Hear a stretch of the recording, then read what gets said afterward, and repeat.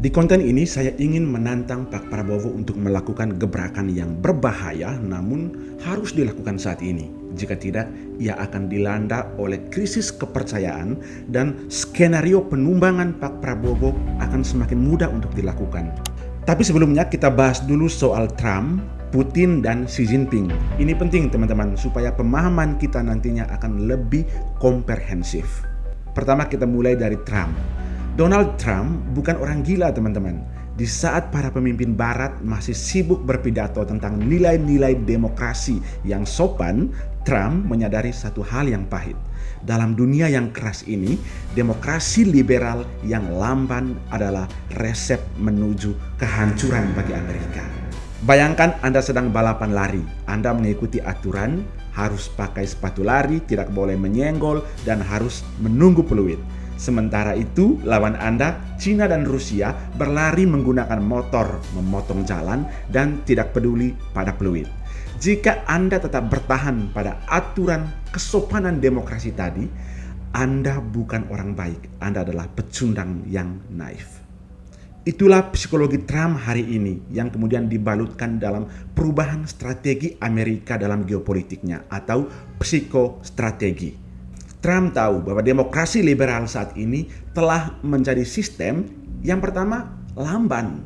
Membangun satu jalan di Amerika Serikat butuh 10 tahun karena debat izin dan protes lingkungan. Sementara di China cukup satu perintah saja jembatan jadi dalam setahun. Yang kedua, demokrasi liberal itu terpecah. Demokrasi liberal membuat rakyat sibuk bertengkar soal identitas. Sementara pada saat yang sama Rusia fokus memperkuat nuklirnya dan Cina fokus mengunci jalur pasukan mineral. Yang ketiga, demokrasi liberal sangat mudah untuk dibajak.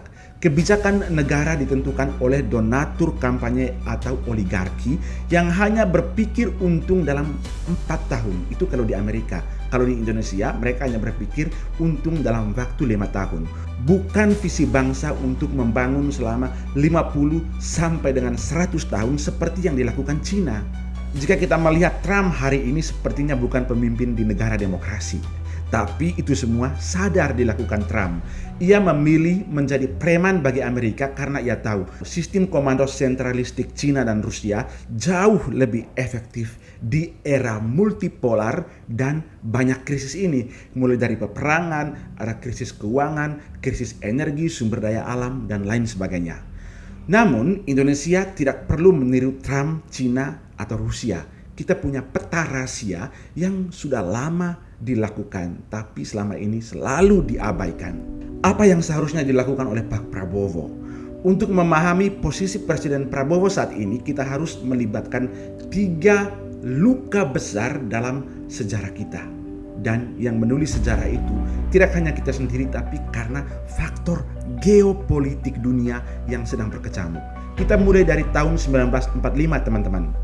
Ini adalah tahun runtuhnya kolonialisme sekaligus kebangkitan pemenang Perang Dunia Kedua yakni Amerika. Kita merdeka bukan karena belas kasihan, ini harus kita akui, tapi karena kita cerdik memanfaatkan celah saat raksasa dunia, Jepang dan sekutu sedang kelelahan setelah Perang Dunia Kedua.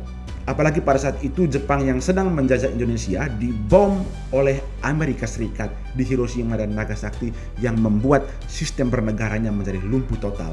Disinilah kita belajar bahwa momentum geopolitik adalah kunci kemenangan sekaligus kunci kita lebih cepat untuk memerdekakan diri.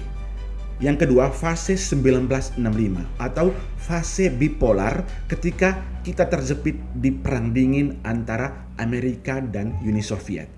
Dunia kala itu terbelah antara Amerika yang kapitalis dan Uni Soviet yang komunis. Bung Karno, sang arsitek bangsa kala itu sangat sadar bahwa demokrasi liberal ala barat adalah vampir penghisap darah bangsa-bangsa yang baru bertumbuh. Ia melihat liberalisme hanya akan membuat rakyat yang baru merdeka ini diadu domba oleh kekuatan asing. Karena itulah Bung Karno melahirkan demokrasi terpimpin dengan landasan Trisakti. Berdaulat di bidang politik tanpa bisa disetir asing, berdikari di bidang ekonomi, dan berkepribadian dalam kebudayaan, tidak membebek pada budaya barat. Sayangnya, kesadaran Soekarno ini dianggap ancaman mematikan bagi kepentingan Amerika Serikat kala itu yang sedang bertempur perang dingin dengan Uni Soviet. Lewat operasi intelijen yang rumit termasuk keterlibatan CIA yang kini sudah banyak terungkap lewat dokumen yang dideklasifikasi, Soekarno ditumbangkan. Indonesia ditarik masuk ke orbit barat dan kedaulatan ekonomi kita mulai terkikis satu persatu, khususnya mulai dengan masuknya Freeport pada era Soeharto. Lalu yang ketiga, fase 1998. Saat Orde Baru tumbang, Indonesia sedang hancur secara ekonomi. Di titik terlemah kita datanglah obat yang bernama demokrasi liberal. Kita dipaksakan menerapkan sistem demokrasi liberal yang syarat dengan neolib sebenarnya, atau penjajahan gaya baru dalam bidang ekonomi. Lalu ada sistem one man one vote, ada otonomi daerah yang kebablasan dan pasar bebas tanpa perlindungan. Hasilnya politik kita menjadi sangat mahal. Untuk menjadi pejabat, seseorang butuh miliaran rupiah. Akibatnya, pejabat bukan melayani rakyat, tapi melayani investor cukong yang membiayai mereka. Inilah lingkaran setan yang membuat korupsi tak pernah habis, termasuk melahirkan lingkaran setan kemiskinan akibat ketimpangan ekonomi yang dikuasai oleh oligarki. Hari ini tahun 2026, dunia bukan lagi milik Amerika sendirian. Cina telah bangkit, Rusia tak tergoyahkan, dan BRICS mulai menantang dominasi dolar. Kita berada di fase multipolar, fase paling berbahaya, namun sekaligus sebenarnya ada peluang yang paling menjanjikan di sana. Presiden Prabowo Subianto dengan latar belakang militernya memahami satu prinsip dasar, satu garis komando. Dalam dunia yang lagi berkecamuk, yang lagi bertempur ini, tidak ada waktu untuk pemungutan suara yang terlalu bertele-tele saat peluru sudah meluncur, teman-teman. Dunia saat ini sedang berperang, memperebutkan pangan, energi, minyak, teknologi cyber. Jika Indonesia tetap bertahan pada sistem demokrasi liberal yang penuh kebisingan dan politik uang, kita akan dimakan hidup-hidup oleh kekuatan besar yang saat ini secara geopolitik sedang melingkari Indonesia. Karena itu Indonesia harus kembali ke akar jati dirinya. Demokrasi kita bukan demokrasi suara terbanyak adalah kebenaran atau liberal tadi, melainkan sila keempat Pancasila yang selama ini sudah diabaikan. Kerakyatan yang dipimpin oleh hikmat kebijaksanaan dalam permusyawaratan perwakilan. Konsekuensinya adalah demokrasi keterwakilan atau seperti wacana yang sedang berkembang tahap pertama, yakni bupati dipilih oleh DPR. Jika ini yang dipilih dan mau dilakukan oleh Pak Prabowo, maka ada syarat mutlak di sana. Harga mati, teman-teman, bagi Prabowo untuk melakukan satu hal, yakni reformasi radikal terhadap partai politik dan pendanaan partai politik. Tanpa ini, sistem perwakilan hanya akan menjadi ajang dagang sapi bagi para elit di ruang gelap DPRD. Prabowo harus berani melakukan itu, meski ia tahu bahwa ia didukung oleh partai-partai politik itu dan nyawanya dalam kekuasaan ditentukan oleh partai politik.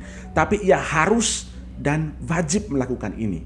Bahkan jika harus meniru disiplin meritokrasi ala Cina atau sistem pendanaan negara yang ketat seperti di Eropa Utara. Di Cina, seseorang tidak bisa jadi pemimpin nasional hanya karena punya uang. Mereka harus merangkak dari tingkat desa, dinilai berdasarkan prestasi ekonomi dan kesejahteraan rakyat di wilayahnya. Parpol di Indonesia harus diubah dari kendaraan pribadi menjadi sekolah kepemimpinan, di mana kader naik pangkat karena prestasi, bukan karena kedekatannya dengan ketua umum, apalagi karena dompetnya tebal. Selama ini inilah yang terjadi, teman-teman. Kekuasaan partai politik yang sangat besar itu justru dibajak oleh kepentingan oligarki. Dan justru partai politik itu melahirkan banyak oligarki. Atau sebaliknya, partai-partai politik ini menjadi kaki tangan dari oligarki. Karena itu, mindsetnya tadi adalah uang.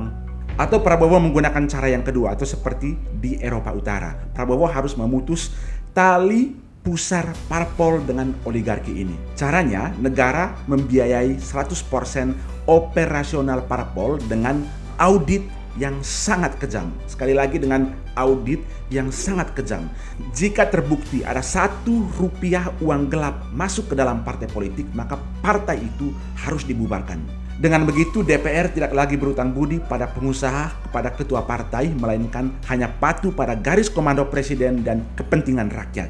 Pilihan Prabowo untuk mengubah atau mereset haluan ekonomi yang selama ini tumbuh dari atas ke bawah lewat sistem oligarki menjadi dari bawah ke atas melalui MBG, Koperasi Merah Putih, dan pemusatan dana ke Danantara, itu sudah benar teman-teman. Ini adalah langkah taktis untuk secepatnya berdikari secara ekonomi dan startingnya dari level bawah atau level rakyat. Dan satu hal yang harus kita sadari teman-teman, Pak Prabowo memiliki kesempatan yang langka untuk mengoreksi kesalahan tahun 65 dan 98 sekaligus. Saatnya membuang demokrasi liberal ke tempat sampah dan kembali menjadi bangsa yang memimpin dengan hikmat kebijaksanaan. Teman-teman, terima kasih sudah menonton sampai pada titik ini. Satu hal yang pasti bahwa pembahasan kali ini tentu masih banyak celah, masih banyak kurang. Karena itu saya berniat untuk melanjutkan konten ini pada sesi yang kedua. Dan terima kasih sudah menonton sampai pada titik ini. Sampai jumpa di konten selanjutnya.